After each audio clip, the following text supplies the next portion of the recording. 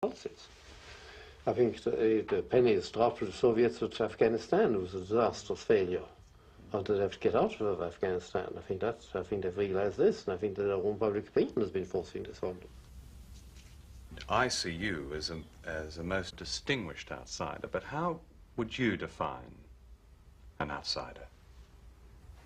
I suppose somebody who is able to influence thinking and actions by people without being actually in charge of a government or part of the establishment.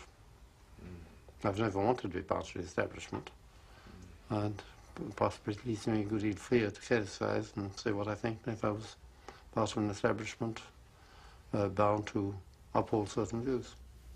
There are times when you have been briefly an insider, such as when you were a minister in the Irish government. Did you enjoy that time? Were you seduced by being an insider at all?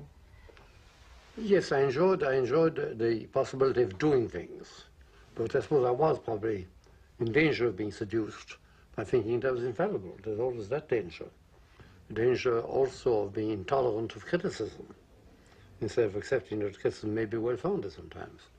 It's quite a thing to discipline yourself into having a look at the criticism and trying to be objective about it and say, well, maybe they are justified in criticizing me, maybe I am making mistakes about this, that or the other. Have you been at least partly driven in your quest around the world for peace by the fact that in your own land there is no peace, and it does seem to a great many people to be almost insoluble, so you've looked, perhaps, for other horizons? Is that something that has been a driving force? No, I don't think so, no. I think it's a realization that unless we do succeed in achieving world disarmament, that the human race will destroy itself, and that the acceptance of nuclear weapons is in itself one of the causes for the destabilization of all moral standards in the world. Do you think in your lifetime there will be peace in Ireland?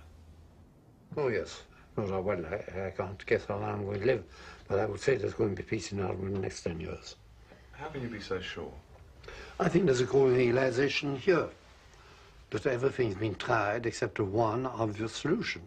That is for Britain to withdraw from Ireland and let the Irish people settle it for themselves, in accordance with ordinary democratic principles and rules. I think there is a growing realization that this is the only solution. Sean MacBride, thank you very much.